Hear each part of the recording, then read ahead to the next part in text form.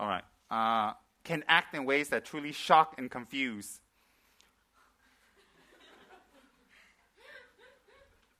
They are not necessarily the goody-goody types that I believe they should be. Goody-goody types? They are not necessarily should be the goody-goody types that I believe. Goody-goody. What am I, a Tootsie Roll? Goody-goody. Let me read the rest. It's getting very interesting. Young. Perhaps, as John says, the goody-goody types will not benefit some disciples as much as Rinpoches who practice crazy wisdom. I found the book extremely disturbing when I read it through the first time. Very good. Very honest. Yeah, I like that. Most Malaysians would. Very good. Perhaps, as John says, the goody-goody types will not benefit some disciples as much as Rinpoche who practice crazy wisdom. I found the book extremely disturbing when I read it through the first time, but as I went through bits of it again, I realized that there was a lot of wisdom in it. There are so many levels to this book. I suspect that I will gain a lot more out of this book if I make it a point to reread the book in the future. Yeah, very good. You see, Yong comes to his conclusions. He's shocked with some of the things. Also, he realizes some things, and he also gives a space and say, well, I can realize more. Let me leave it open. Let me investigate. I like this. It's very honest. It's not trying to praise something fake. This is going to go into a special file. Yong Tiam Kui. All right. Sounds like some kind of Chinese food dish. You want to eat Yong Kwan Deep? Millie Lim. Oh, my.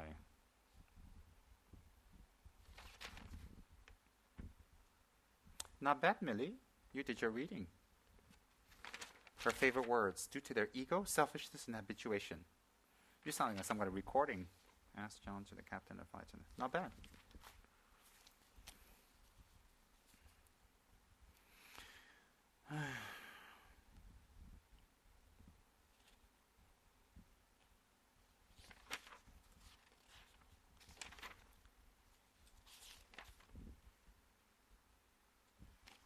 Ouch.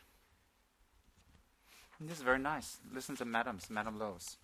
The other parts are basic, but it says here, a superb account of John's journey with Rinpoche, who inflicted extensive and crazy demands on his attendant. Crazy? Okay. Demands on his attendant, and yet he never lost heart but showed complete devotion and surrender fully to him. Realized the point that to become enlightened, no other way than giving up the self, emptiness, and no self. The reality of enlightenment is beyond ordinary description. Yeah, very good. The reality of ordinary self is beyond description. Why? There are no words on our level that can describe something that we have not experienced. That is correct. When we come to a level, when we're talking from a level that people have not experienced, then the person talking will seem like they're crazy to you. When a person acts out of an experience that you have not experienced, when a person acts out of a realization or a reality or an absolute type of reality that you have not even tasted or even glimpsed, the way they act to you will be crazy. It will be crazy is because it's out of your projections and your box and what you think is right and wrong. So to that, people who act out of this absolute reality, this absolute realization, to us they look crazy, and therefore in Tibetan system we call it crazy wisdom. Why? It is wisdom, it is crazy. It is crazy to us, yet it is wisdom. Because it may look crazy in the beginning, but it ends up in total benefit. Total benefit. What happened? You look like a dried up potato chip. You better drink the moisturizer tonight. Oh, what happened? Oh God, doesn't she look like a dried up potato chip? Look at Kandaro, he's smooth. You should do some commercial for Nivea or something, Look, it's smooth, and you put on a little more weight, huh? Chinese New Year's has been good. Hanging out on street corners again, huh? I know, you're trying your best. Don't you think I've been trying? I'll never forget that. Lim Tat Ming. Who's that? I will savor this one.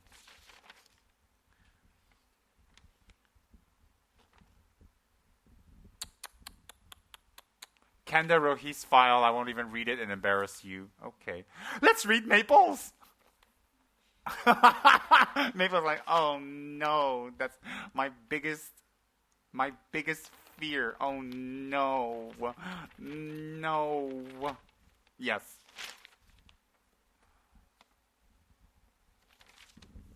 All right, not bad. Some of it very basic, but all right. And you needed 10 more minutes, huh? Ugh.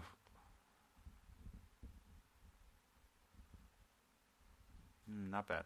Oh, good. She gave up. She actually talked about that he was giving a talk on Marfa when he walked in. Good. To wayward kids. All right, good. Paul's pissed off because I criticized his paper. Look, he's got BBF again. Looks like. See, look at Paul. BBF. All right. Oh, JT.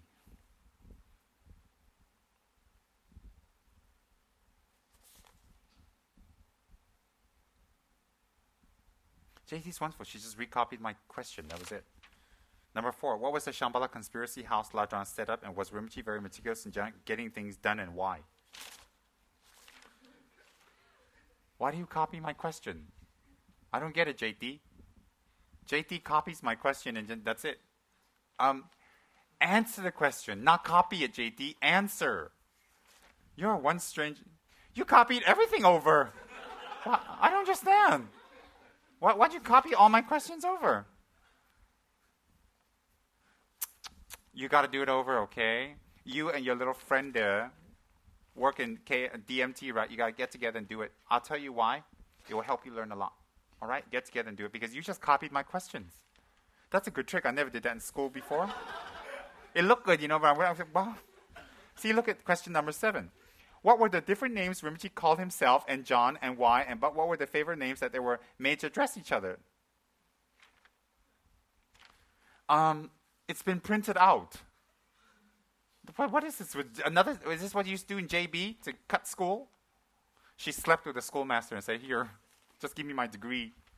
All right, this goes with somebody else's. Ooh, all kinds of weird tricks, huh? All right, this one's good. This is good. All right, not bad. Again, this will be wrapped up in a kata and offered up to my Dharma protector for your efforts and reading and your intent to read and your intent to have some effort. Next time, we just give Henry half a piece. That's all he needs. Half a piece of paper. You don't need much, do you? I'm going to offer this up to the Dharma protector. Why? All of you read. All of you make an effort. And offering doesn't always mean food and dana and a massage or money or offering houses. Offering is also this. The best offering is offering the Dharma. When we read the Dharma, when we learn the Dharma, and we talk about the Dharma with each other, this is the best offering. So offerings are all given up to my Dharma protector. Why? Because you give it to me, I can't do anything for you. I offer it to him, and your effort is wonderful. This is transformed into the 8 auspicious signs and the 7 royal emblems. And all of you know the significance of that because we've talked about that in previous talks recently. And it's visualized as the 8 auspicious signs, the 7 royal emblems, and it's visualized up and offered to my Dharma protector to say, may these people gain realization and understanding. So when you put effort into reading, when you put effort into writing, this is not a class. This is not something to criticize you. This is not something to hurt you. This is not something to embarrass you. No. On the contrary, this is a quick speed class to push your knowledge further. This class is for people who want to learn things on a quicker and faster speed than the general one at the center. All right? So when you're allowed here, you're privileged. And you're very lucky. Because this is a very special class that I take special effort and time into. All right?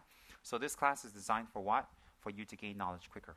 So when you actually, before you read, you make a good motivation, and you read it, that's Dharma. Then when you read it, you retain, because you know you'll be questioned. Subconsciously, you retain. When you retain, later when you come across a situation, you can refer back to what you have learned. Or when someone has asked you a question, you can refer back to what you have learned. Or when you come across a life situation, you can come across to what you have learned.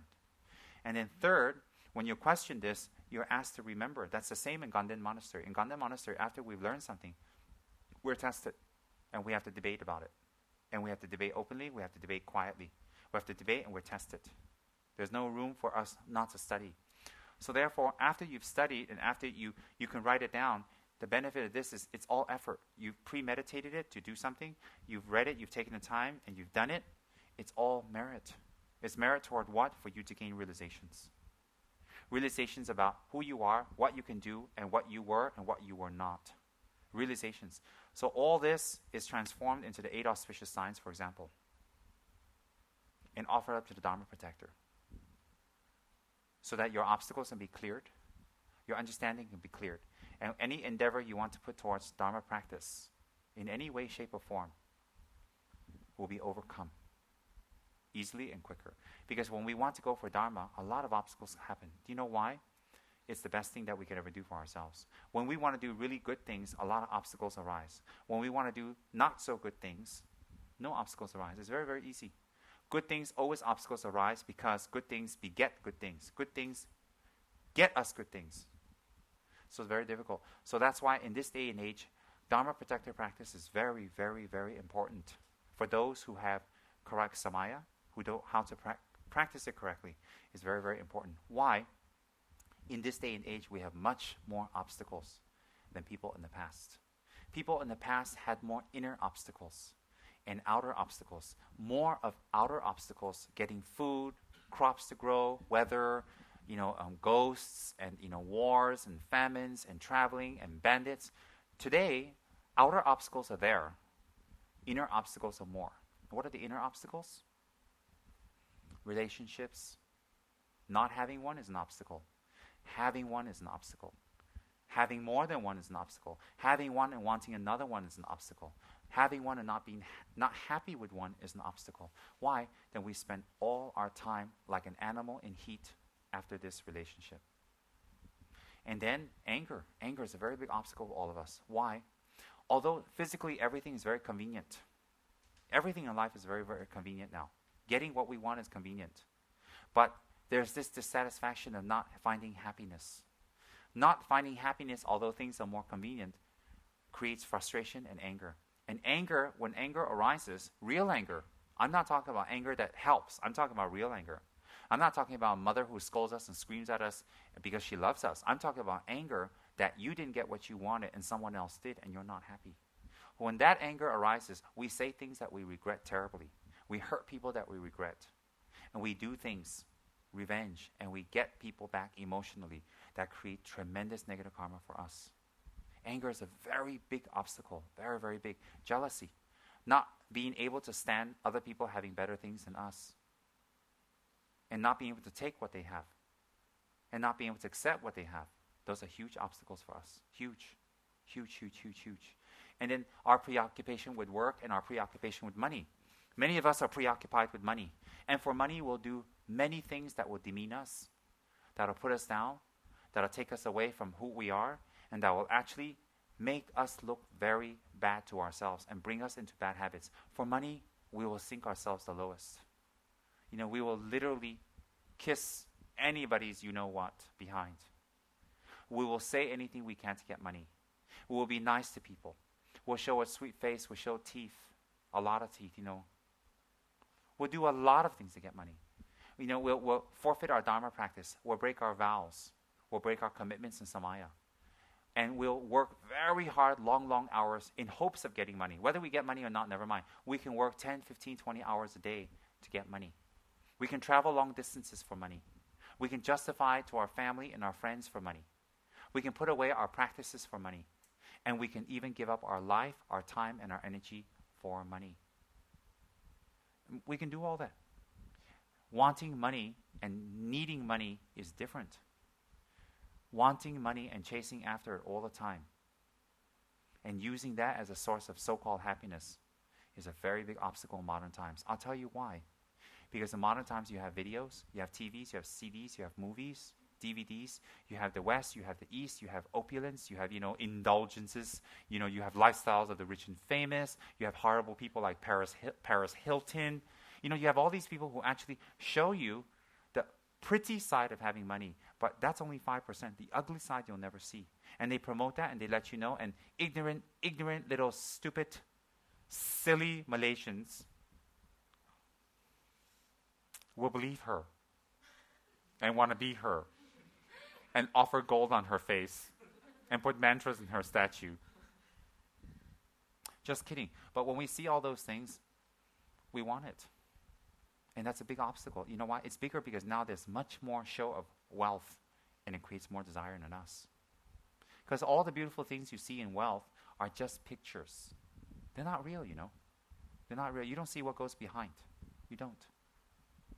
You don't. And wealth is a huge obstacle. Huge. And time. Distraction of time. Many of us can't hang out in the room and keep quiet with ourselves. We have to go here, be here, do this, do that, do that. It's very hard for us to be with ourselves. Why is it hard for us to be with ourselves? Because silence to many of us equates loneliness. Loneliness is something without activity. And being lonely is something that everybody fears. They fear very much. What they don't understand is loneliness is a state of mind. It's not who you're with and not you're with. You can be with somebody and you can be totally lonely. You can't relate with them. You can't understand them. It doesn't mean, just because you're with somebody doesn't mean you're not lonely. Some people are with people, they're even lonelier. Much, much lonelier. Some people are alone, they're not lonely. Lonely is not being with someone or having to be with someone. Loneliness is a state of mind that we don't accept who we are inside. And therefore we need to be distracted with other people to make us look away from ourselves. So being lonely is not being with someone or finding someone or having someone and living under the illusion, oh, I have somebody, I have a lover, you know, I have a friend, I have whatever, and I'm not lonely. In fact, some of the most loneliest people in the world are people who have somebody. You know, you really think about it. And then we'll do everything. We'll cook for this person, we'll live for this person, we'll change our lives for this person, we'll drive for this person. We'll do everything for this person in hopes that we won't be lonely. And the more we become slaves to these people, the more we become lonely. Because we're not a slave to these people, we're a slave to our loneliness. What is that? The fear of accepting who we are. Who we really are inside and the type of people we really are. And instead of trying to face who we are directly, we distract it with new friends, new scenes, new clubs, new lovers, new sex positions, new clothes, La Senza. Are you a shareholder there? Paris wants to be a La Senza model, but Mama says no, so she wants to be a DMT model, wear a green outfit, jump up and down, tell everybody she's Tara.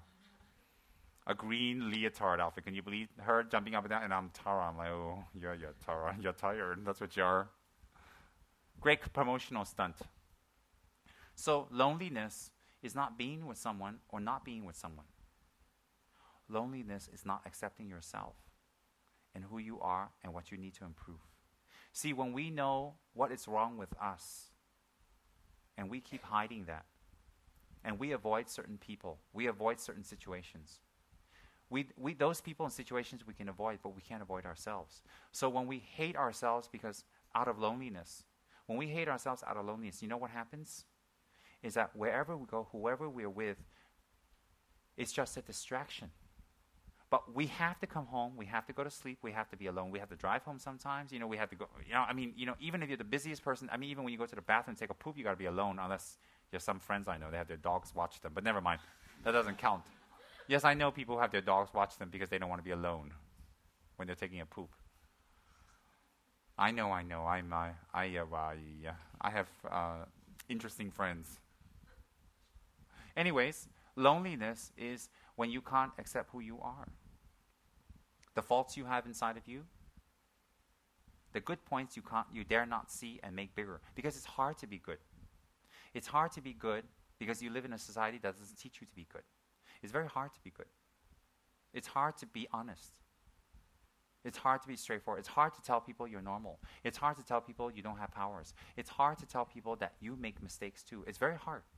It's very hard to tell people that, and it's very hard to tell yourself that. So you become lonely. So how do you get away from that loneliness? I'll tell you. We find a lot of things to do. We find a lot of places to drive to. We find a lot of people to go with. And every time we eat, we need to have somebody with us. Whatever we do, we must have someone with us, nonstop. Why? Because it distracts us from our loneliness. And that loneliness is not facing who we really are, the good point and the bad point. Another play of ego. So therefore, in modern life, loneliness is more predominant. I'll tell you why. Because 100 years ago, 200 years ago, 300 years ago, the minute you're 15, they're going to slap you together with somebody else from another village that they married you when you were 5. And, how do you, surprise. Just think about it. They marry you off at 5. Just think Paris, is dressed all in red. She gets sandalwood, all that stuff painted all over her fingers, her palms, her foot, her armpit, everything, She's just one walking sandalwood chick. And she wears all these jewelries and veils, and her face is covered in red and all that, and they give her white sheets too, just in case. I mean, for the first night, So they give her the white sheets to just spread out, and her mother's like, bring ketchup just in case. We don't want our little darling daughter returned. And then she goes to the village, from Selangor. She's paraded on a mule all the way to, Perlis. By the time she gets there 1 week later on the mule, she's like, oh, God. Anyway, she gets up to Perlis, and she goes to the groom's house with her dowry. And guess what her dowry is? 500 books she reprinted on Paris Hilton to distribute to the planet. And then, sponsored by her, of course. And then when she gets to Perlis, she goes to her groom's house, and the groom comes out. Guess who? The groom comes out with a veil, too, and it's Kandarohi. And Kandarohi looks at her, and she looks at her, and these two look at each other, and they're like, well, this is 100 years ago, and we have to just go along with it whether we like it or not. And guess what? 2 years later, no kids. They're doing fertility rituals. 4 years later, they consult Temramji. Why? I said, look, I can't tell you why, but let's just keep praying. 10 years later, there's still no kids. 12 years later, Kandarohi is carving kids out of wood. Look, there's a kid. 20 years later, we kind of gave up. No fertility rituals, nothing. So anyway, Kandarohi and Paris are happily married. That's 100 years ago. So nobody's lonely because, they just do what society wants. Now, you don't have to do what society wants. When your mama says you got to marry Kandarohi, you tell your mama you marry Kandarohi. I'm not marrying Kandarohi.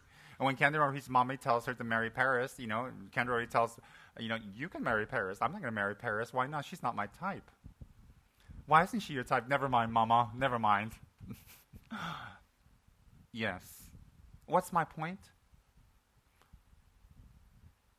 Loneliness is not being somewhere, being something, having something, or being with someone. Loneliness is not daring to look at our faults and pushing toward an improvement. And therefore, we want to be distracted from what we see in ourselves we don't like. So we want to have loud music, parties, beautiful people, friends, music, books. We want to have anything and everything to not think about what we are inside. And the incredible things that people don't realize is that all the effort they put towards looking for a relationship, maintaining a relationship, oh my God. Just getting a relationship, imagine all the work you have to put into. Oh my God. And then once you get it, boy, do you get it. And then once you leave it, you're stuck. You have nothing else to do. You look for another one. And it's just an ugly cycle. It goes on and on and on and on and on. And then once you're in this kind of relationship, you're still very lonely. Because if you weren't lonely, you wouldn't be looking at everybody passing you on the street. You wouldn't. You wouldn't at all. And then we get depressed. We become unhappy. We become more lonelier. We find out that the person we're with, is not who we thought, is not what we like. They restrict us. They don't respect us. They cut us down. We don't think alike. There's arguments. There's disagreements. There's unhappiness.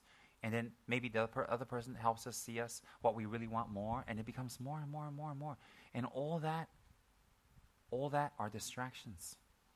Why are they distractions? Because those things take us away from the real purpose why we're here. And then if we tell normal people, I'm depressed, everybody believes it because nobody knows any better. Nobody knows any better to say you're not depressed. Nobody knows. So if you talk with a bunch of samsara people who don't know anything, of course they agree with you. When you talk with the evil guru from Tibet, he's going to tell you the opposite, right? He's evil. He's nasty. He's horrible. You know, when he's walking down the street, I tell you, we'd love to put some landmines in front of his house. Now that we know where he lives. Yeah, because, you know, he's evil. He tells us that we have to become a better person. Shoot him. He tells us that loneliness and running around, distracting ourselves 24 hours a day, running to the shopping malls, running to the clubs, running here, dancing here, running, wearing this, buying this, eating this, and having a friend for every single meal we have. You know, we pick up on Coca-Cola, call up a friend, come and drink Coke with me because I can't be alone. And then when our guru tells us, no, we wear shirts that say, kill the Lama from Tibet. We make it short. K-L-F-T, kill the Lama from Tibet. It's like a society, a secret society. Kill the Lama from Tibet society. Don't you love it? And then suddenly Rinpoche has to walk around with bodyguards, really scary ones. Couldn't you see? One bodyguard is Andy, another one's Mr. Ngao. Couldn't you see Mr. Ngao's my bodyguard? Scary. Just by sight, people will run. And if that doesn't work, we get Mrs. Ngao. I'm going to audit your house. Oh, okay, we'll go away. She's got this look, this accountant's look like. You know accountants always squint with one eye? They always wear glasses and squint with one eye. And whatever you say, they're counting you. I wonder if he's... I love accountants. I track accountants and weirdos and people of alternate lifestyles, you know, all types. Let's put it this way. If you didn't fit in with the other Buddhas and religious groups, come on over. This is what we are. We're like the religious dumping ground here. Look at Henry. Look at his socks. Who would allow him to go there? Look at the shirt and the socks. What's the connection? The socks are striped. He looks like Bozo the Clown who's gone to a meditation course. Look. And then look at the guy sitting next to him from Tibet. He looks like he got off the yak just this morning. From Tibet to here on a yak. Look. And look at the one next to that one. Oh, the next one, the blue is not bad. Look at the one next to that one. I don't know what's called. Sming? King? Wing? Ding? What is it? You know, if we ever have Snow White in the 7 doors, we can get her in. No makeup needed. She ain't Snow White. Take a look. A hole in her knee trying to fake my pants. It doesn't work. And what's with the shirt? With all the money she tells me she makes, get a new shirt. Weird, isn't it? And look at here, look at you guys. You know, I should have a mirror here. You can all look at yourselves. Fabulous, isn't it? Look at Wai Ming. He tried to do something. He tried to find glasses that look like mine, but he went a little overboard. Yeah, very, very weird.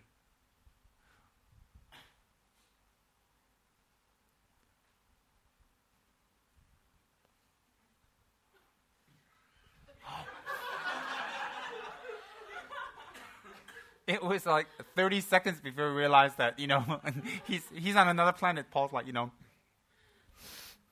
well, I gotta wash my hair tonight, and now I gotta do my nails too and clean that, and why is it so quiet in here? Maybe because I'm in deep meditation, you know. And then, don't you love it?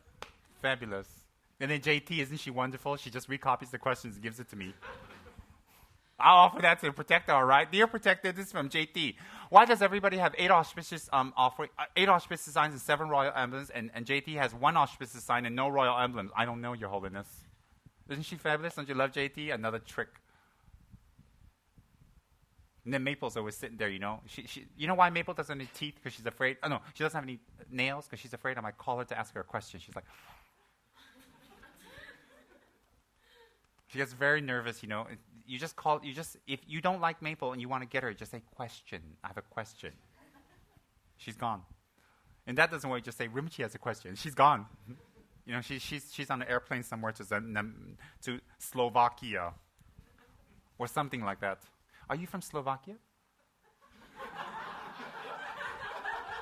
Don't you think he looks Bosnian? Yeah, he looks like Bosnian or Hungarian or Czechoslovakian or, you know, some Ian. Albanian. Oh, yeah, Mother Teresa. Mother Teresa's long, long lost nephew who just escaped from Albania last week. He came here with a tin cup wanting to be a model. A little too close to home, but never mind. Office to protect her, all right?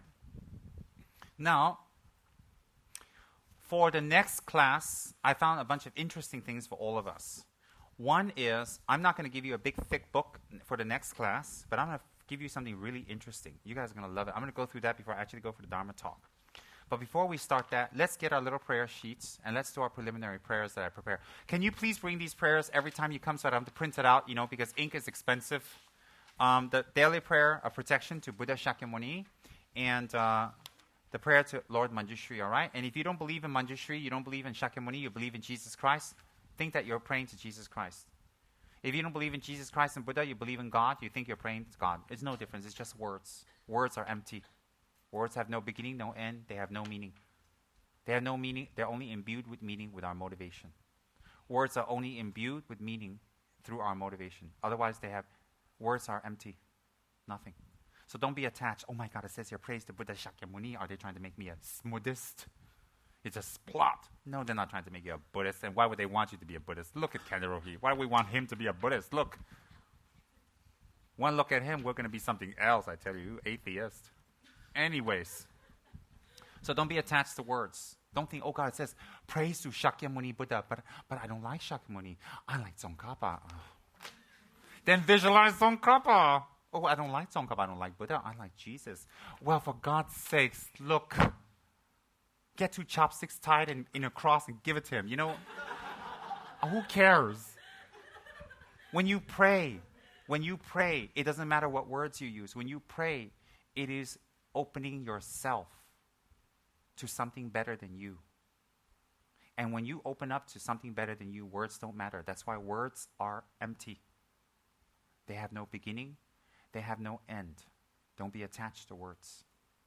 Attachment means holding on to something that we think exists in a certain way, and it doesn't. And because we think it exists that way, we operate towards that object in a certain way.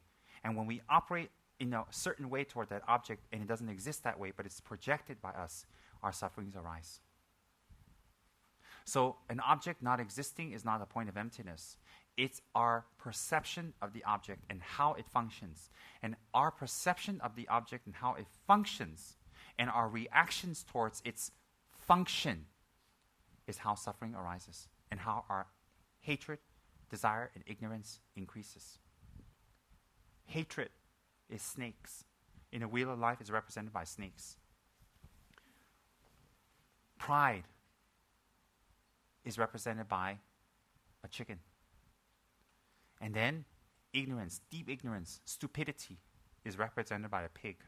So the pig, the snake, and the chicken represents hatred, ignorance, great desire, great attachment. These 3 are the root causes for our sustained samsara, and they're represented by the 3 animals. Can you imagine? And in each one of us, there's a big, fat chicken clucking away. Inside of us. Ego, I'm right, they're wrong, I'm right, they're wrong. I want to be right, I have to be right, I can't lose face, I'm right, clucking away, non-stop in us. In each one of us, there's a snake, a huge anaconda. It's bigger than the one that Jennifer Lopez played in. It's like, it's huge. And it's hissing at everybody. It's hissing at the whole world with hatred. Anybody who says anything opposite of what we believe, hiss. And it's inside of us. Full of hatred. Anytime, we're ready to explode. We're ready to let them have it. We're ready to let them know. And we're ready to show a black face, black mouth, black tongue, black action, black speech, black motivation. We're ready because it's just a snake inside of us, ready to pounce.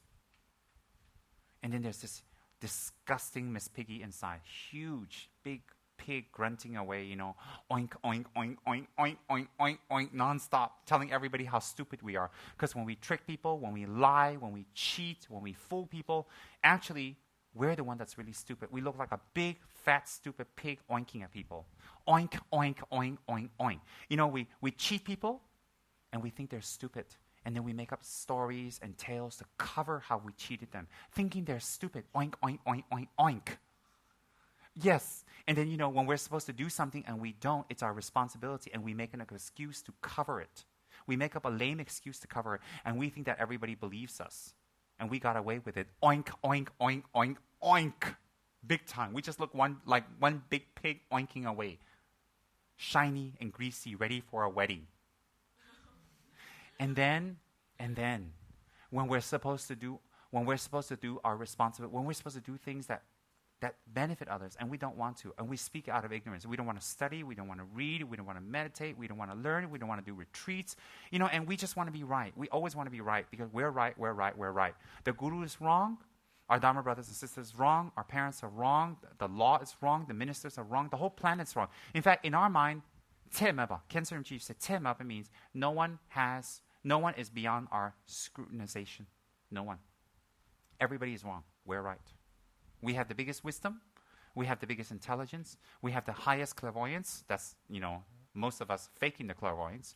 We see the gods, we see the deities, Tara, protectors, and Mahakala. Everybody talks to us. Everybody, they're talking to us. They're actually grunting at us, because they're not protectors talking to us. They're our inner pigs. It's pigs grunting at us. Oink, oink, oink, oink, oink, oink, oink, oink. And we oink back, oink this, oink that, and we oink at other people. And we just walk around oinking. That's what we do all the time. Deep, deep ignorance. And you know what? You know how many lifetimes we've been living like this? So if we multiply that by how many animals, there'd be billions of pigs inside of us oinking away every day. Oink, oink, oink, oink, oink, oink, oink, oink, oink. Just think it's like Sesame Street here. And then millions of anacondas, millions. And then there's millions and millions of ugly, disgusting chickens ready for KFC inside going, cluck, cluck, cluck, cluck, cluck, cluck, cluck, cluck, cluck. In the morning you can't sleep because you hear them cock-a-doodle-doo. Think about all these chickens, all these pigs, and all these snakes inside of you clucking away ignorance, hatred, desire, screaming at you. Don't meditate. Don't learn the Dharma. Don't hold your vows. Lie. Cheat. Take advantage. Cover.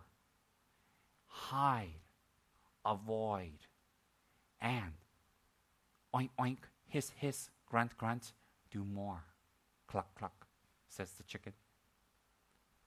And then if anybody catches you, the chicken says, don't admit you're wrong. Don't let them know you're wrong. So the chicken inside is going, buck, buck, buck, buck, buck, buck, buck, buck, buck. Don't let them know you're wrong. And fight. And if they tell you you're wrong, you know what? You get the snake. So the chicken goes in the back, the snake's anaconda comes forth, What, you told me I'm wrong? So blackface time. I hate you time. The gifts I gave you, give me it back time. I don't talk to them anymore. And when I talk about them, I smile, but I hate them. I don't hate them at all. I like them. I'm a good Buddhist. The snakes just hiss. They did that to me. You know what? They looked at me with a black face. Which is anacondas all the time. Huge. And not one, not two. Billions of anacondas. Can you see we're like Medusa? Oh, yeah. That's like the wheel of life. Think about it. And then you multiply that with, and that comes out of from where? Total stupidity. Not knowing the Dharma, not knowing the way things exist, not understanding people, not having knowledge, not studying, totally ignorance, not realizing emptiness, having no merits to realize emptiness, and it just totally comes out of this huge, immense ignorance. And this huge ignorance is millions and millions and millions of Baku days inside before they became Baku days, before oinking away. So anybody talks to you, you should practice Dharma, practice this way. And then you go, but I don't have time. I'm busy. I have to work. I have to survive. What? You're oinking back what? We oink at people all day. We either oink, hiss, or cluck. Buck, buck, hiss, hiss, oink, oink. That's what we do all the time. And we do that life after life after life after life. And that's why we're in samsara. That's why we're in samsara. Because these three horrendous animals are inside of us talking to us and talking to other people all the time. Isn't that fabulous? I read that the other day. I said, what a fabulous example. I read that in Lama Yeshe's Hiruka Vajrasattva, his commentary on how to purify the mind. Wonderful. What a wonderful example. Millions of these three animals clucking, oinking, and grunting away every day. Oh, there's a Dharma class, but, I'm depressed. I can't make it because I'm lonely. Well, how about if we take off your clothes and have sex with you 500 times? Will you go? Sure. Or, I can't make it to class because Tiki farted at me and I'm not happy. When, where, who? And then we go into an explanation, because we are reincarnation of Millie. Oh, So we explain everything, at this time, at this moment, at this precise, at this solstice. In fact, she tells you everything. And then Smeeky walked by and, and that upset her whole life. So that's why she's frustrated, and she can't go to Dharma teachings. And of course, there's the favorite saying with Malaysians I found. No offense, in non-Malaysians too, but Malaysians. The favorite saying of Malaysians is, I've got to survive what? They got $3 billion in the bank and they still got to survive. Hello? They got a car, they can pay rental, they can pay their money, and they can't make a teaching because they got to survive. You know what? They can't do meditations because they got to survive. Somewhere the word is not make a living, survive. You know what survive means? Survive and make a living is different. Survive means you're at wit's end, like, one grain of life left, one breath away from death. I've got to survive. I've heard some datos and datis, they got $50 billion in the bank. Can you attend teaching? No, I've got to go for a meeting because I've got to survive. I said, do you have 600 kids? They say, no, why? How many kids? 2. Oh, they must be expensive. Well, never mind. They must have about 500, 600, 700 million kids to support because they need to survive, So every day, it's like at Gandin, they pass out offerings to all their kids. Here, breakfast, everybody, breakfast. Mama have to work hard. Like, hello. And Malaysians use that word. I've got to survive. And survive? It's like, a reality show here, and you get put on some kind of island, with Fat Monk, and he runs around. How to not have sex with him for 24 hours, and not very hard, but never mind. Think about that. I've heard that so many people. I've heard it from people who make $1,500 a month. I hear it from people who make $15,000 a month. I hear it from people who make $15 million a month. And I hear it from people who make, who give away $15 million a month. They've got to, I don't know anybody who give away 15. I know people who give away 10, but not 15. All things are possible. Okay, never mind. And all these people say, I can't make it. I can't meditate. I can't pray. I can't read. I can't change myself. I can't do any mantras. I can't do any sadhanas. I can't do any introspection. I can't do any retreats because I have to survive. Survive? Survive is Bosnia. All right, that's survive. Survive is Bosnia. Those poor, beautiful people there. I don't know what's happening exactly a few years back when, people are being bombed. Survive is Pakistan, where there's this horrible earthquake and all these beautiful people are living in the winter snow in a tent, in a small little tent, living out of a tin can, eating disgusting cookies that I will not eat because I'll get fat and they want to get fat. Survive is Rwanda. Survive is when you have AIDS and you're in a hospital and you weigh 2 kgs. That's survive. Survive is not Malaysians. Malaysians don't survive. Malaysians are doing very well. Very, very well. No, don't use the excuse, I need to go to meetings, I need to work, I need to do this, I need to go for that appointment, I can't make it, or I need to make it for that appointment because I need to survive. Because if you keep saying that, I will send Mrs. Ngao over to audit your survival amount. Survive. Don't ever use the word survive in replacement to Dharma. Do you know why? Real survival is when you learn the Dharma and you transform. Or don't use that rotten word. And if you're doing a lot of business, 10, 12 hours a day, if you tell me you have 300 kids, all right, I'll think about you surviving. If you got 1 kid, 2 kid, 3 kid, 4 kid, 5 kid, and you tell me you gotta work that hard to survive, you know what? You are BSing to the planet, to yourself, to the Buddhas, to the Gurus, to the Dharma protectors, Dakas, and Dakinis, and every single living being out there. You're lying. And the worst part is you're lying to yourself. Because when you lie to yourself, you know what that's bad? You rehabituate that, the greed in you. So don't talk about survival. Don't talk about that. All right? Those are inner obstacles.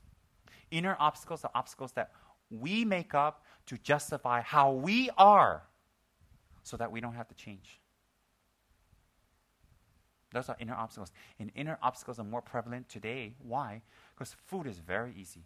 I mean, let's take Malaysia as an example since we live here. Look at Malaysia. Fabulous food. 24 hours, anywhere, cheap as dirt. All right? And the weather is fabulous. It's temperate all the time. It's always fabulous. There's no earthquakes except for Indonesia, with their forest fire, haze, and we have to walk around with Japanese masks here. But anyways, besides that, it's not our problem. No earthquakes, no tsunamis except for, Pulau Penang, but that doesn't really count. They're their own little nation there. Anyways, they're kind of like Singapore, go away, go. Anyways, that doesn't really count. Anything in Malaysia that has tsunami is not Malaysia. We don't know. So when we go abroad, they say, "Didn't you have tsunami in Malaysia?" They did. One of my friends, I talked to them from America last week, a few hours, and she was saying to me, Diane, she was saying, I heard there was some big tsunami in Malaysia. Are you guys all right? I said, no, I almost died. I was living off a tree because I was blown into a tree and I'm still there. Help. I said, what's tsunami? There's nothing going on. She goes, but I heard it's Malaysia. I was saying, no, it's some weird part of Malaysia bordering with Thailand lah. Up there, some weird thing. I said, I don't know. It's not even Malaysia. Actually, we just call it Malaysia just to make it convenient. Actually, it's questionable. She says, what is it called? I said, I don't know, Nang Penang, or something weird like that. I told them that. Actually, there's nothing going on in Malaysia. Everybody has wonderful clothes. Look at these shopping malls here. You go to the shopping malls, take a look. One Utama, KLCC. When Ming dies, she's going to be a ghost hanging around those places.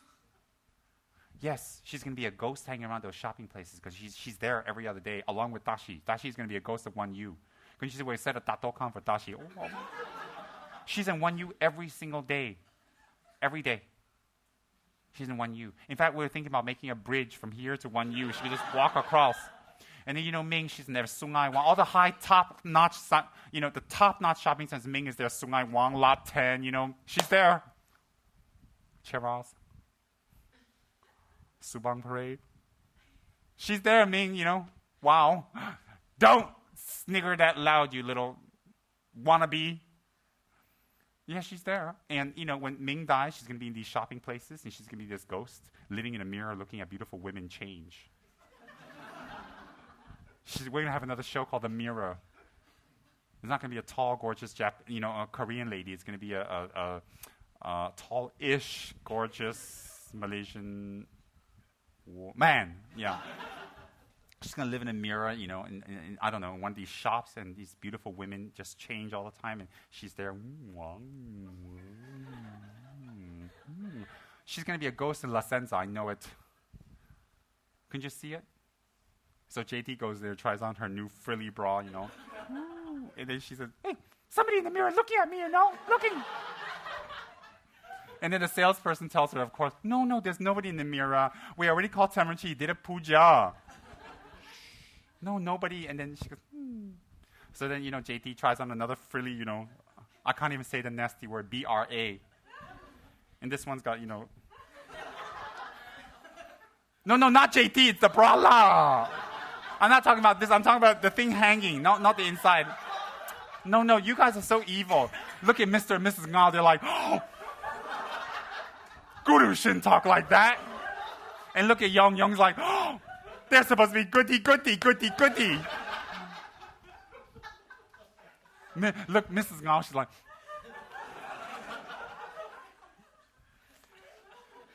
she's going back to Kelantan. See you later. She's from a kampong, population 4. And yeah, so JT's like, putting on her, and then the thing from the mirror is like, and she says, no, I want this for free. There's something there. There's something absolutely there. And then, they call in Kandarohi, and does his divination because he learned it from JJ.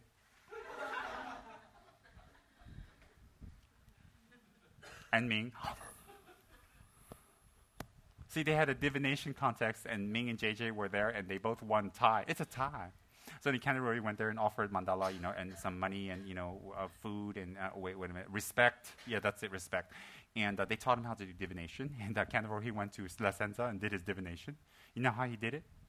It's a secret he can't tell you. Anyway, he did his divination. He found out that Ming's in the mirror. And that's how it ended, And then JT says, I knew it!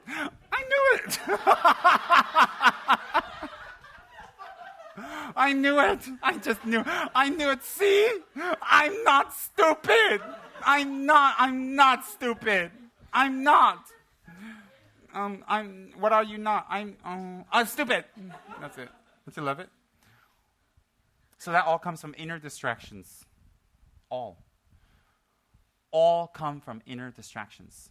And today, in a country like Malaysia, where food and electricity and life and place and government, everything is fabulous. Really, I'm not praising it.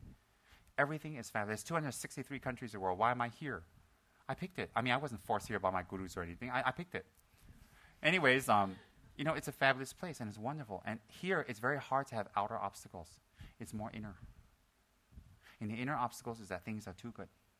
Things are too convenient. Things are too nice. Things are too wonderful. So we take it for granted, and then we're not satisfied. See, you're in a country where, certain parts of India where I live now, because you go to Bombay, it's fabulous. Bangalore is fabulous. But there are certain parts of India where I lived in villages where, survival was the key. You didn't have time to worry about anything except getting your food every day, literally. So in a country like Malaysia, you don't think about getting food. You think about, well, now I have food, I have clothes, I have, a house, I have a car. Well, I'm not happy. Now what do I look for? I look for something. I look for fun. I look for friends. I look for a place to go. I look for entertainment. I look for movies. I look for this and this and this. And we keep looking and looking and looking. And the more we get, the more dissatisfied we feel, because all these things we get are supposed to make us happy, and we're not happy. Why are we not happy? Because it's just a distraction from going away from finding out who we are. That's it. It's just one distraction after another distraction, after distraction. And then some of us get very depressed. And we don't want to do things good for ourselves because we're depressed. Not that we're bad, no. Not because we don't want to do it, because we're just so overwhelmed with being used to reacting that way. If things don't go our way, we must act that way. I mean, you saw Mukbo's book. When someone died, he was in a car driving away, crying and crying and crying and crying and crying, hysterical, crying like a baby. Then he stopped and he looked at everybody and said to John Major, well, isn't that what we're all supposed to do? It blew my mind away. I was thinking, yeah, that's true. It's not he wasn't sad. He's acting on your realm now. So what am I trying to say is that distraction is the biggest obstacle we have now. So when we practice the Lama gives us the teachings. The Lama is the most important. The Lama introduces everything to you. I'm not saying this because I'm a Lama. The Lama is the most important because the Lama gives you every single item you need for enlightenment. He gives you the Dharma. He gives you the Dharma according to your disposition. He takes the time to give you the Dharma. He requires nothing from you on a material level. And anything he may demand of you, he demands of you for you, out of love for you, and out of transformation for you, and out of knowing what might happen to you if you don't transform. That's what the Lama is all about. And the Lama will put up with your anger, with your criticism, with your doubts, with everything. And sometimes you're very happy, you jump up, sometimes you're not very happy. In fact, the Lama is the one that represents all the Buddhas, the Bodhisattvas, and the deities of the 10 directions, because the Lama is the one that actually speaks to you about the Dharma.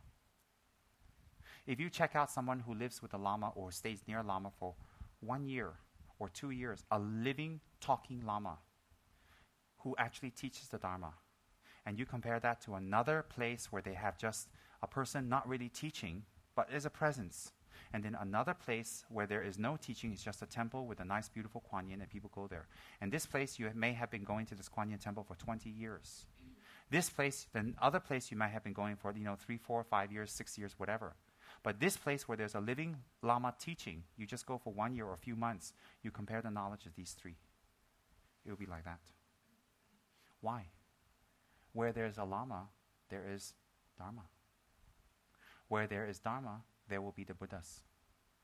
Where there is Buddha and there is Dharma, there will be the Dharma protectors to remove your obstacles. So when you compare a place where there is a Lama, a teacher, your knowledge will be. And you say, well, I can get it all from books. You can get it from books. But if you can get it from books, then Buddha would not have stressed the importance of having a teacher. Whether you're in a southern tradition and a northern tradition, it would not stress you having a teacher. So you notice someone, and then you look at yourself. All of us have some kind of interest in Buddhism before we met. And we've been wandering around, reading here, getting pamphlets, and going to this initiation, this teaching, whatever. And we just gather information, tidbits here and there. And these tidbits that we've gathered here and there for the last 10, 15 years cannot even compare to the kind of knowledge we get even in one Dharma session from a Lama, who teaches from knowledge, who teaches from learning and study, and teaches, if possible, from practice. And he conveys this to you in your language with no obstructions. that knowledge you get in one session of Dharma, a few hours, is much more than you get for years and years of wandering around here and there. Think about the preciousness of that. Think about that. So people donate to the Lama, sponsor the Lama, help the Lama, serve the Lama, or do things for the Lama to make the Lamas work easier so that the Lama doesn't have to concentrate on mundane things, finding money, cleaning, cooking, etc., mundane things. Why? So that he can concentrate on giving the Dharma. So when you go to one Dharma session that you can understand in your language, in a nice air-conditioned room, I'm not trying to indirectly refer to us here. I'm telling you the truth. This is what Kep Sorumji mentioned before. That you can have a Lama that can talk to you directly. No speech obstructions. And talk to you with good motive. And has knowledge, has lineage. Very important is lineage. Not something made up. Cannot. Not something that they just say they have visions and it's a lineage. Cannot. That's not accepted within Tibetan Buddhism. Why? That's why Tibetan Buddhism is the fastest and most powerful one growing in the world, because it has lineage, it has blessing, it has authenticity. You can't run around the world telling people, oh, I had lunch with Vajrayogini and she told me this, and now I'm going to tell you this, and there you follow me. No, you can't do that. To a few suckers, they believe it, but to the elite, to the knowledgeable, you can't. If Tenrim Rinpoche ran around saying, I had lunch with Vajrayogini, I'm going to teach you this. A few of you will believe me. A few stupid people believe me. But most of you will be very respectful and say, okay, that's very nice. But what's my point? My point is we're dealing with a whole new crowd here. Even if I do have lunch with Vajrayogini, if I come here and tell you I have lunch with Vajrayogini, it's not applicable anymore. It's not applicable. Do you know why? We're not living in the age of darkness, mystery, magic, and superstition. We're living in the age of education and knowledge and light. A renaissance of Buddhism. So therefore, we have to teach not from visions. We cannot teach from what we hear or see from visions. We have to teach from learning, hard work, application, retreats, and lineage. And if anybody, any foreigners who practice an offshoot of Tibetan Buddhism or takes even 1 ounce of Tibetan Buddhist practices within them, and then they concoct that and teach people, is not right. Because Dalai Lama says cannot do that. Cannot do that.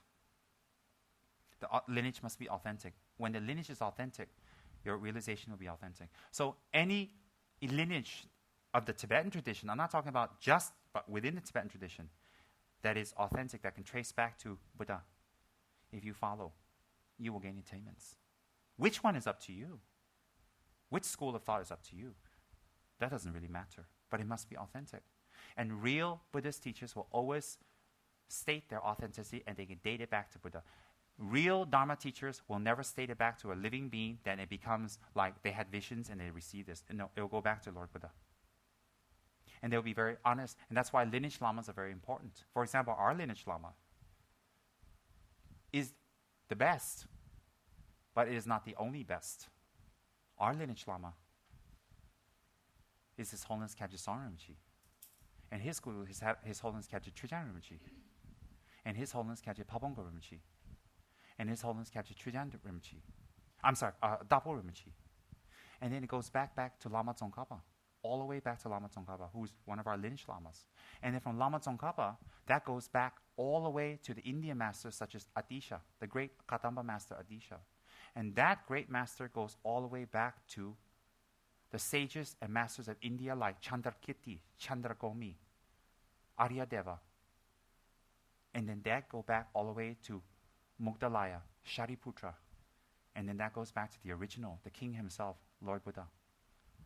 You have to be able to trace your lineage back like that. It cannot just, your lineage, my guru and his guru, and then there it is. I'm sorry. Not acceptable. And in fact, if you have living, real lineages, why do you need to make up a new one? Why do you need to make up a new lineage? You can't. So for me, when I share information with all of you who take the time and energy to sit here and to be with me, I better make sure I'm giving you the right stuff. Not things I had in the vision, not things I think of, not things I dream of. I have to have research and learn or know and share with you. Why? I'm hurting you if I don't. I'm hurting you. Because you don't have that much time. You won't live forever. You don't have that much energy. And you went through a lot of obstacles to get here and a lot of problems. And so I need to offer you something authentic back. And that's why authenticity of lineage is extremely important, according to His Holiness Kyabje Sorn Rinpoche. Extremely. He was very, very, very hard on that. And His Holiness the Dalai Lama also mentioned the same thing. Also the same thing. Lineage is very important. In fact, before His Holiness, which I attended many teachings, gives teachings, he will tell you he received it from this Lama, and there from this Lama, it goes all the way back. He would mention. And that's the tradition. Especially within the Gelugpa school of Buddhism, lineage is extremely important. Why? Gelugpas, or the yellow hat sect, which I don't like, anyway, this form, stresses more on authenticity. Not magic, not mystery. There is magic, there is mystery. There's a lot of Mahasiddhas and great practitioners and high-level practitioners in Gelugpa. But you see, it stresses authenticity. I'll tell you why. Because you and me are normal people. And when someone tells us they have visions and they can do divination and they see things, there's no way we can check. So we either believe them or we don't believe them. But if we believe them and they're lying, we'll be led wrong. They go to hell, we go to hell.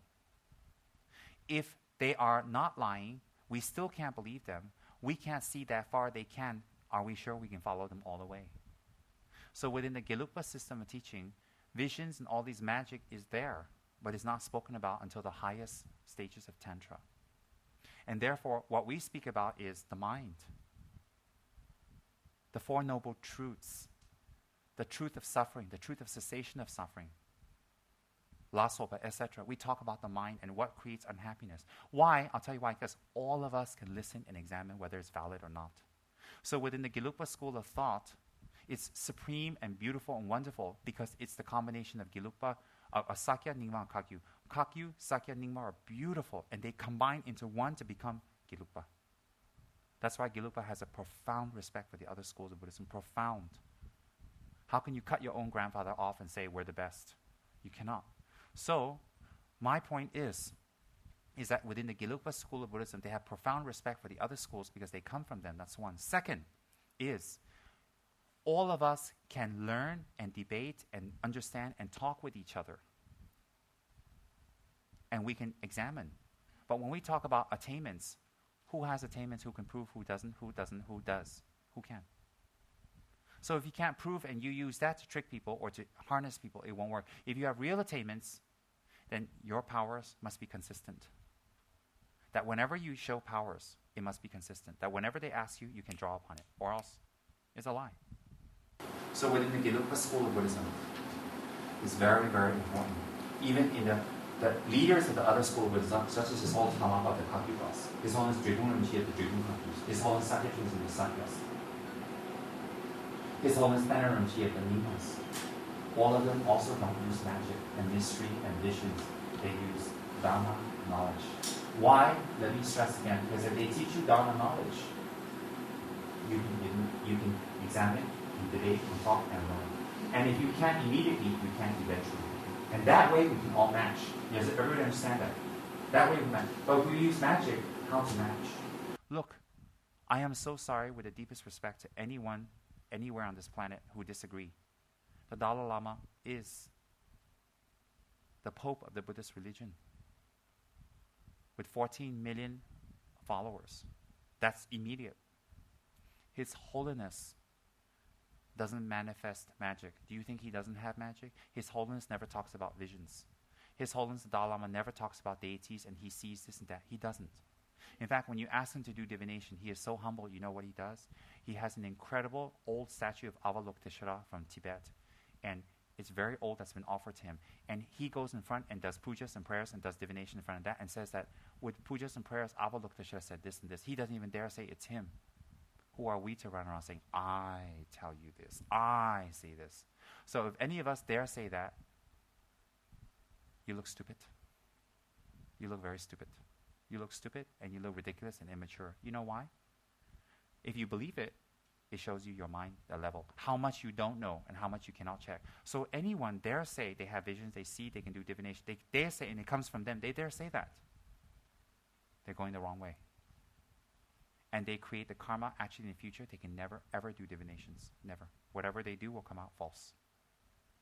Because the very top-notch rule of divination is humility and secrecy.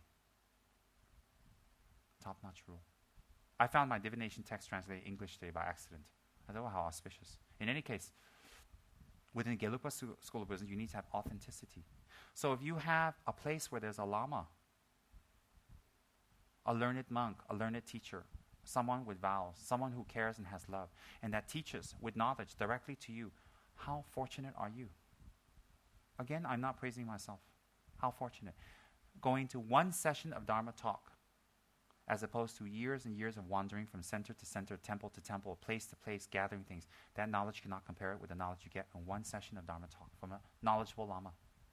Then when you go for 2 and you go for 3 and you go for 4, your arrogance becomes subdued. Why? You realize that there's so much more knowledge out there. And then when you apply the knowledge, you see transformation in your mind, in your life, in the people around you. And you see changes. And you see the way you thought last year and the way you think this year is different. And so if last year you thought differently, then this year is an improvement. Definitely by next year you'll be better. The next year will be better, better, better, better. That's how it goes. So if you have a place where there's a living Lama that teaches, even one session, how we must prepare ourselves to go there. That we must turn our whole itinerary for this. Our whole life and our itinerary and our schedule. We cannot say, I have to survive. I'm busy. Or when I'm finished getting laid. Or when I get laid, I'll come. We can't say that. No disrespect to anyone. I use vulgar language. You know why? Words have no meaning to me. They may have meaning to you and create suffering for you, but they don't create suffering for me. I'm not advanced, but I'm at least they don't create suffering for me. But I like to use these words because, well, look at the crowd. Look at Kunga. Oh, excuse me, Kunga, have you copulated recently? Oh, you just say, Kunga, did you get laid? It's easier. Look at him. Do you think he even understands the word copulate? You're like, hello. So, my point is, don't get stuck on words. If you have a place where there's a living Lama, again, let me stress, I am not pointing towards me, please. I don't have anybody to teach you things. As senior students explain these things. I'm forced to the position to talk about this. So please do not think I'm trying to get anything for myself. I am not. I am doing my duties. I'm teaching. So if you have a place where you have a living Lama teaching, you should support the Lama. You should create the facilities for the Lama. You should create the places for the Lama. You should create the places for the students and all students to gather and put their hands together to make the teaching spread far and wide. Why? How were you before you met your Lama? Where can you get this kind of knowledge from that's authentic? And if you're going to put up mind games, if the Lama scolds you and say, oh, I'm going away, I'm running away, because you're unhappy with the Lama, you lose. Because there you go for another 10, 15 years of wandering around. Think about it. When you have a living Lama with a lineage and authentic teachings to share with you, how lucky are you? And then, if you're in another place where you have someone, they have knowledge, but it's not what you need or it's not put to the way you like. It also they're not bad and you're not bad, but it doesn't match. How? Or if you go to an empty temple. You know, in Malaysia there's beautiful temples. Because the Malaysians are so spiritual. Beautiful mosques, beautiful temples, and beautiful churches. They're very spiritual people here.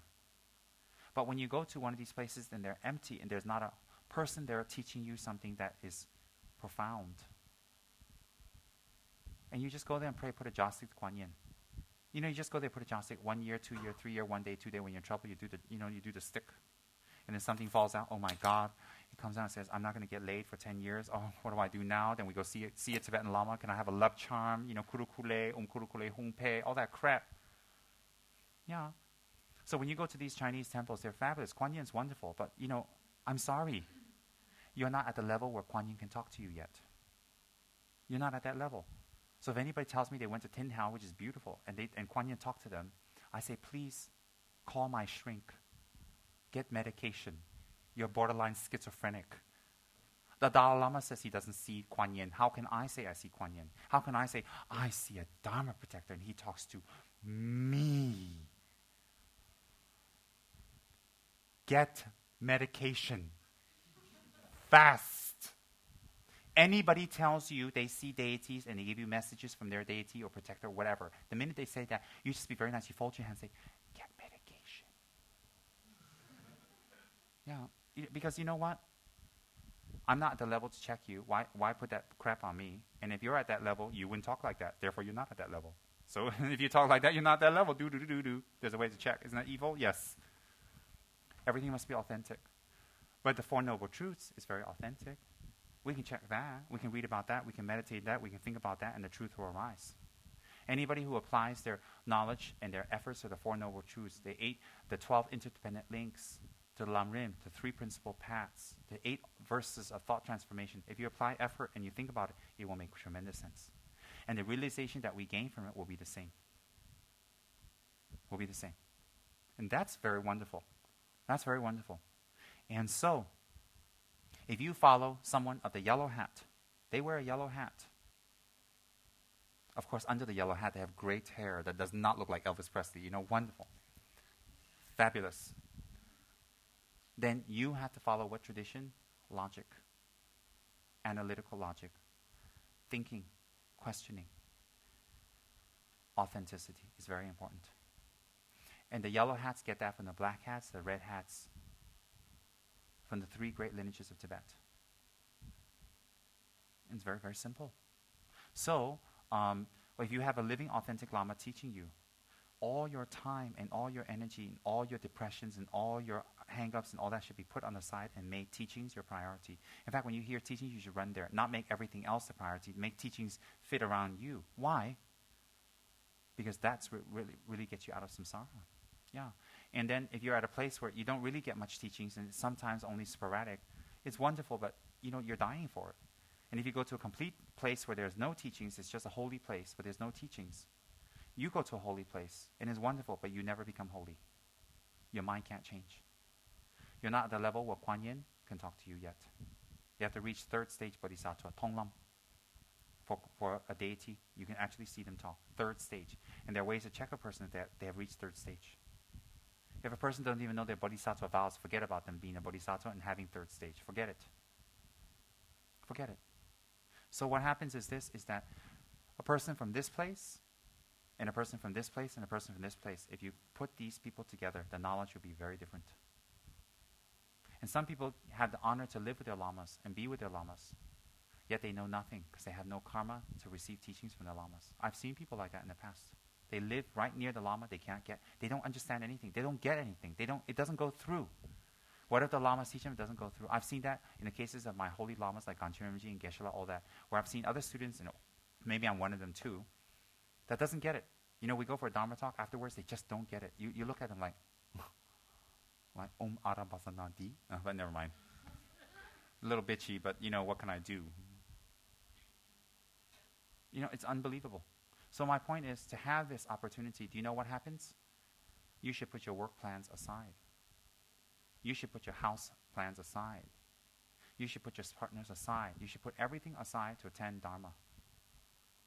And you don't tell lame excuses, but I can read the Dharma. If you can read, don't ever come to Dharma talks. Go read. I mean, Buddha would have said that in one word, read Dharma, the end, no need guru. Very simple. And so when you support a Lama and you help a Lama to grow and you make the things that Lama needs to grow, not take from the Lama, not use, not sit there like hawks, not like carrions, vultures waiting for the Lama to throw a piece of flesh at you. You're not even a chicken anymore, you're a vulture, waiting for a piece of flesh to be thrown at you, waiting for opportunity. No, you should bring business to the Lama so that Lama has money to help even more people. You should bring opportunities to the Lama. Instead of trying to get things from the Lama, you should give to the Lama. Instead of trying to get money or fame or power or prestige, you should give it to the Lama because the Lama will throw it back on everybody else. A real Lama will. A real Lama. You should not, before you make a donation, Rinpoche, how much do you have in your bank account? I want to see if I want to sponsor you. Oh, no. No, you know why?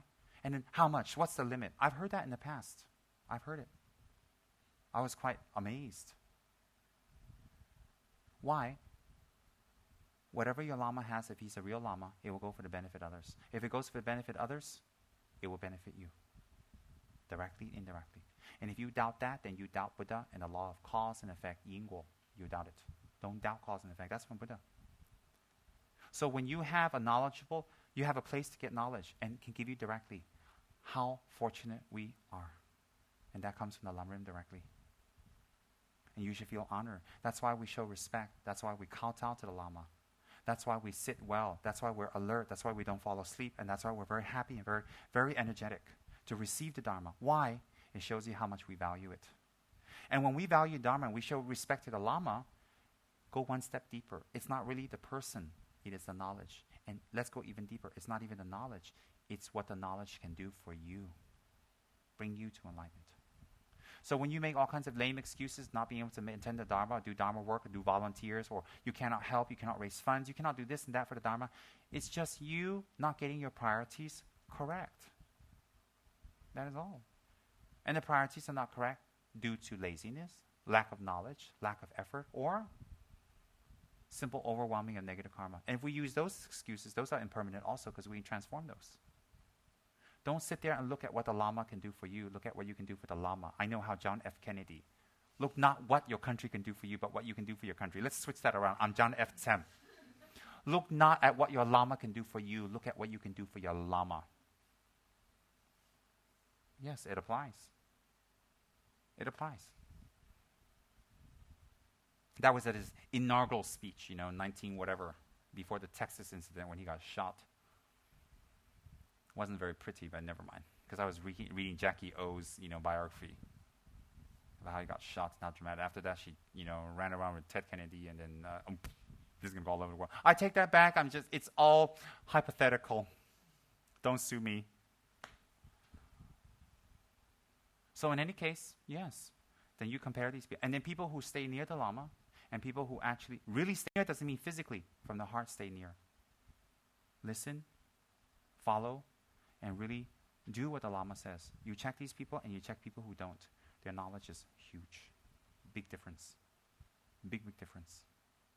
And then these virtuous beings who are able to be near the Lama, especially for Dharma talks, and be able to serve the Lama, especially for Dharma, and combined with practice and purification and reading, you will see these people transform.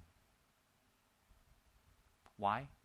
Because we need that much energy to clean our dirty house. We need a brush, we need detergent, we need water. Brush, no detergent, no water, how? Water, no brush, no detergent, how? Just detergent, no water, no brush, how? And the brush can't be a toothbrush, You're going to be here washing this floor for a couple of years. It's got to be a big brush. Knowledge, reading, contemplation, collection of merit, and retreats. Very important.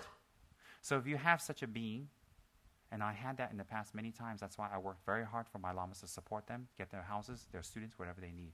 And I still do that in Ganden. For every great teacher that write to me, I sponsor them, I help them. Always. Why? Where there's a great master teaching, we must support and help. Why? The more we help without question, the more we help without limit, the more we help, the more we do, the more we can really help. Really help. And the good news I got today was the robes of the monks. We're offering one robe to each of the 3,000 monks are arriving on the 20th. And the 3,000 Manjushri statues we're offering to each monk in Ganden is finished. We're offering one Manjushri statue to each holy monk in Ganden. We're offering one whole set of robes to each monk in Ganden. And we've changed the whole flooring of Ganden Lachi, the main prayer hall that houses 3,000 monks with the throne of His Holiness, and the Dalai Lama comes and gives teachings along with high lamas like Ganden Tririmji.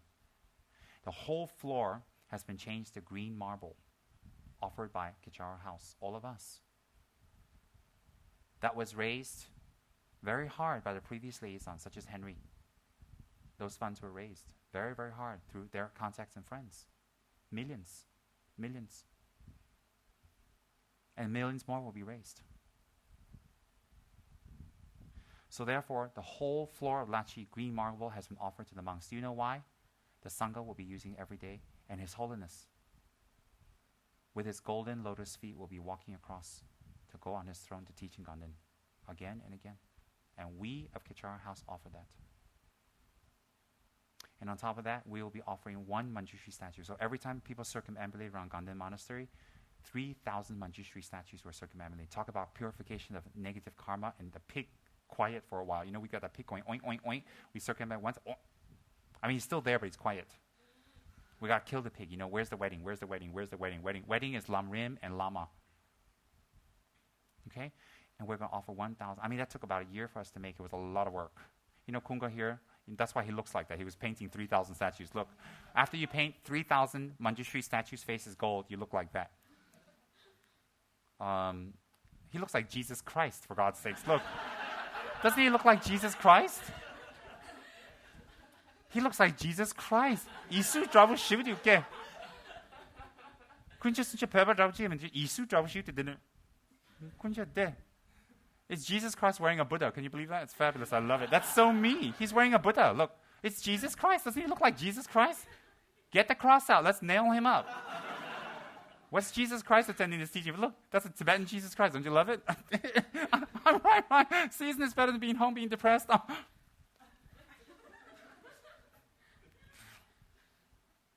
Your middle name's LRT.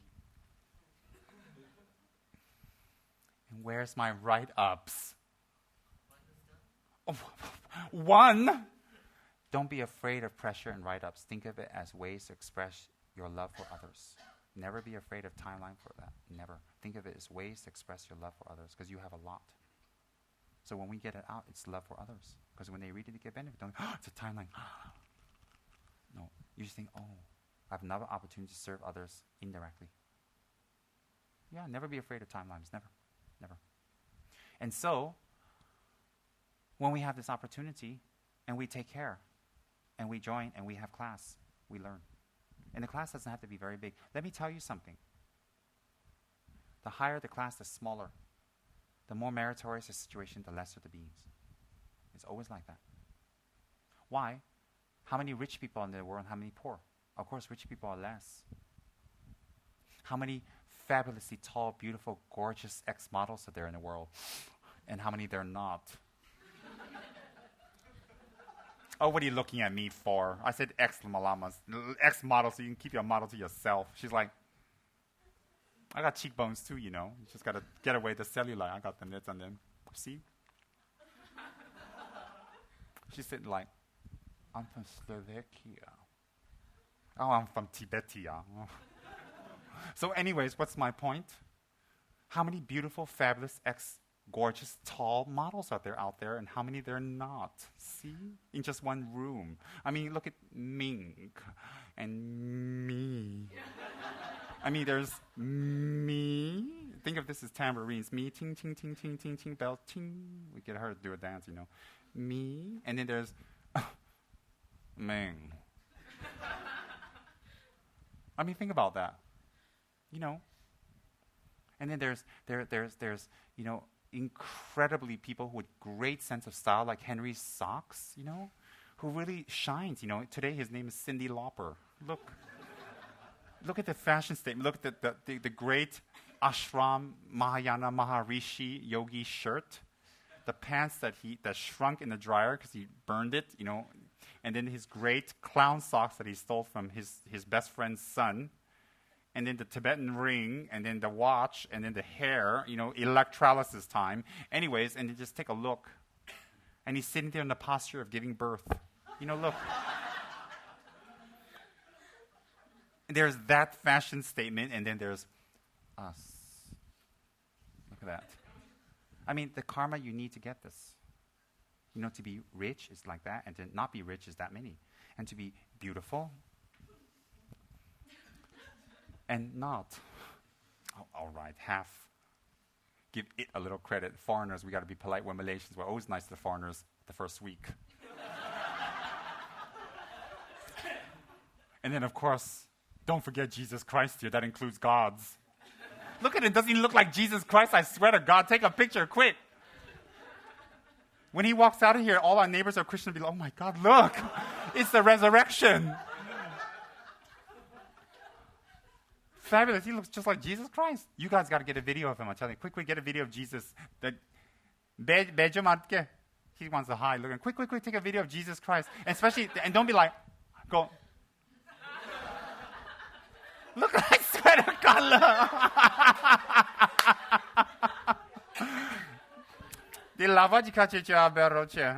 Look out, come on. Hello, Jesus? Jesus? Hey, fat man, go down. Jesus is looking down, humble what? It's Jesus Christ, I'm telling you. God. It's enough, fat monk. It's enough. Kong is very worried. If we're going to talk about Kong, trust me, ain't Jesus Christ. It's going to be something. With Kong, it's about Jesus Christ. But never mind. Rude. Very rude. But yeah, and you check these people out and you say, oh, the difference in the knowledge and even in the action and the behavior of the people compared to people who don't have teachers will be very different. You may think our center is wild and crazy and full of people with bad manners and black faces and evil. Oh yeah, that's not. You go to a place where there is no Dharma teacher. It's like a zoo. It is. It's like this is just a circus. That's a zoo.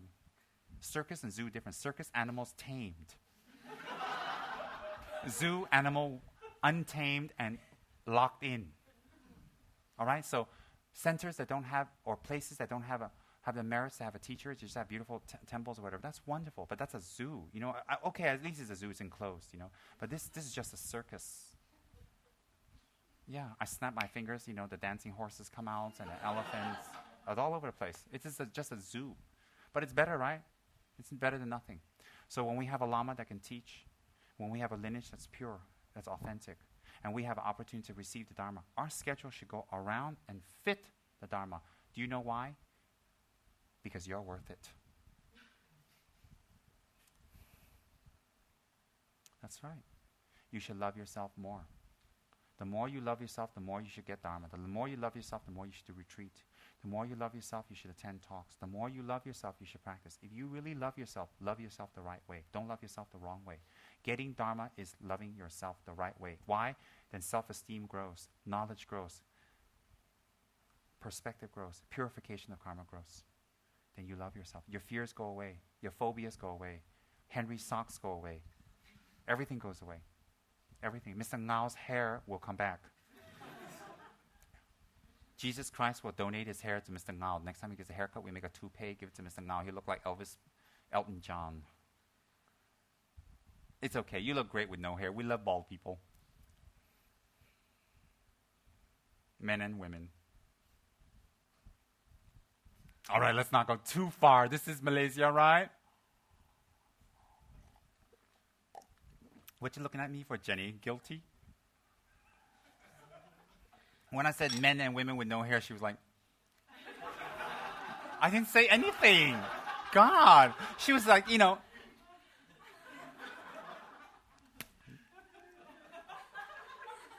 And then whenever we looked at her, she was like,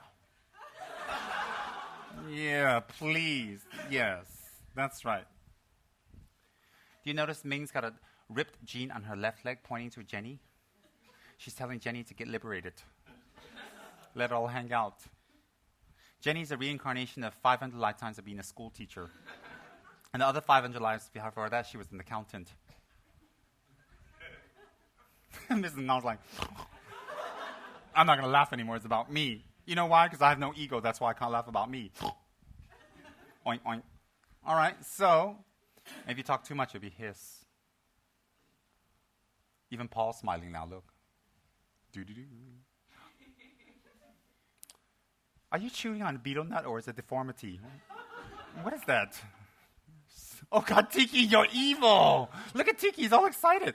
Tiki has this thing about handicaps, huh? Oh. Sorry. I wouldn't laugh too loud, Socks. God, now he's like showing Paul, you like them? You want to frame them and put them in your house? Paul's like. All right, so Kentaro is wonderful. Kentaro is offering his butt to Trijaram. You see, wonderful. Here. Butt humpe, butt humpe, butt humpe. I offer my butt to you. Butt humpe, butt humpe. See, oh, nice offering, huh? Trijaram is not stunned.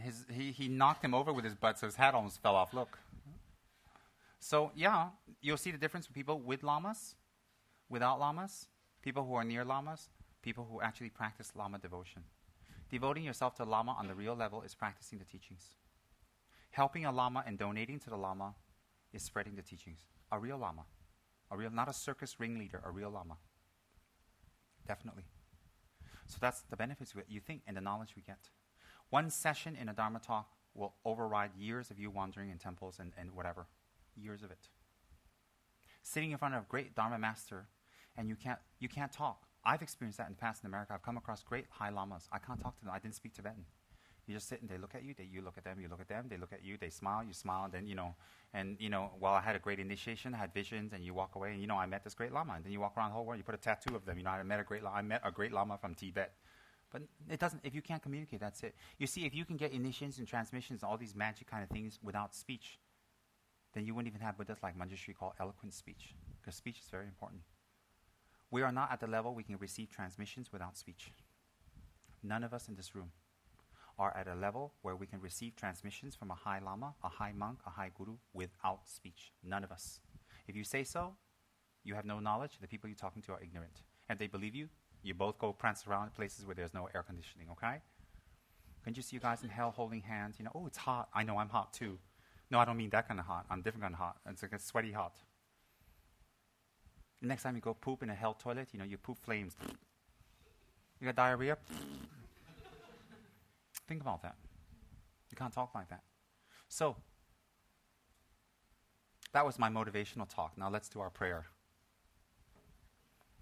We got to set the motivation out. So treasure Dharma centers, treasure Dharma knowledge, treasure Dharma time, treasure Dharma opportunities, treasure it. It's much more different than if you don't have. And think of how you were last year, the year before that. Think how lucky we are. Praise the Buddha Shakyamuni. Don't get caught up in the words. Words are empty. O Blessed One, Shakyamuni Buddha, precious treasury of compassion, bestower of supreme inner peace, you who love all beings without exception, are the source of happiness and goodness, and the guide. Your body is a wish-fulfilling jewel. Your speech is supreme purifying nectar, and your mind is refuge for all living beings. With folded hands, I turn to you, supreme, unchanging friend. I request from the depths of my heart, please give me the light of your wisdom to dispel the darkness of my mind. Please nourish me with your goodness, that I in turn may nourish all beings with unceasing banquet of delight. Through your compassionate intention, your blessings and virtuous deeds, and my strong wish to rely on you, may all sufferings quickly cease, and all happiness and joy be fulfilled, and may the holy Dharma flourish forevermore. Teata, Om Muni Muni, Ma Muni Shakyamuni E Soha. Teata, Om Muni Muni, Ma Muni Shakyamuni E Soha. Teata, Om Muni Muni, Ma Muni Shakyamuni E Soha. Teata, Om Muni Muni, Ma Muni Shakyamuni E Soha. Teata, Om Muni Muni, Ma Muni Shakyamuni E Soha. Teata Om Muni Muni Ma Muni Shakyamuni E Soha. Teata Om Muni Muni Ma Muni Shakyamuni E Soha. Teata Muni Muni Ma Muni Shakyamuni E Soha. Teata Om Muni Muni Ma Muni Shakyamuni E Soha. Teata Om Muni Muni Ma Muni Shakyamuni E Soha. Teata Om Muni Muni Ma Muni Shakyamuni Soha. Teata Om Muni Muni Ma Muni Shakyamuni E Soha. Teata Om Muni Shakyamuni E Soha. Teata Om Muni Muni Maha Muni Shakyamuni E Soha. Teata Om Muni Muni Maha Muni Shakyamuni E Soha. Om Muni Muni Maha Muni Shakyamuni E Soha. Teata Om Muni Muni Maha Muni Shakyamuni E Soha. Teata Om Muni Muni Maha Muni Shakyamuni E Soha. Teata Om Muni Muni Maha Muni Shakyamuni E Soha. Teata Om Muni Muni Maha Muni Shakyamuni E Soha. Teata Om Muni Muni Maha Muni Shakyamuni E Soha. Teata Om Muni Muni Ma Muni Shakyamuni E Soha. Teata Om Muni Muni Ma Muni Shakyamuni E Soha. Teata Om Muni Muni Ma Muni Shakyamuni E Soha. Teata Om Muni Muni Ma Muni Shakyamuni E Soha. Homage to Manjushri, the Buddha of wisdom. Obeisance to my Guru and protector Manjushri, who holds in his heart a spiritual text symbolic of seeing all things as they are, whose intelligence shines forth like the sun, unclouded by delusions and traces of ignorance, who teaches in 60 ways with a loving compassion of a father for his only child. All creatures caught in the prison of samsara, confused in the darkness of their ignorance, overwhelmed by their suffering. You, whose dragon thunder-like proclamation of the Dharma arouses us from the stupor of our delusions and frees us from the iron chains of our karma, who wields a sword of wisdom, hewing down suffering wherever sprouts appear, clearing away the darkness of ignorance. You, whose princely body is adorned with the 112 marks of a Buddha, who has completed the stages achieving the highest perfection of a Bodhisattva, who has been pure from the beginning. I bow down to you, Manjushri.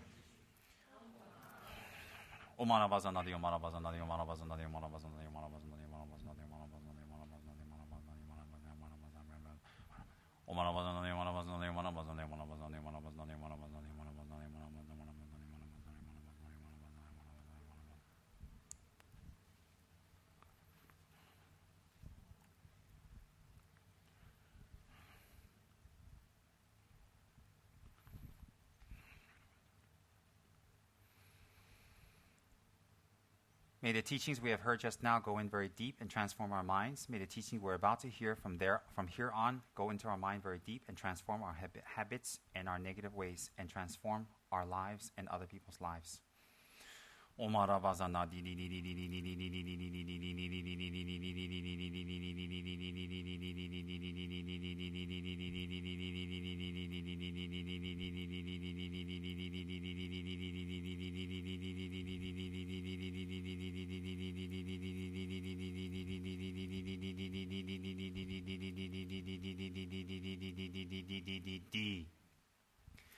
With the brilliance of your wisdom, O compassionate one, illuminate the darkness enclosed in my mind, enlighten my intelligence and wisdom, so that I may gain insight into the Buddha's words and the texts that explain them.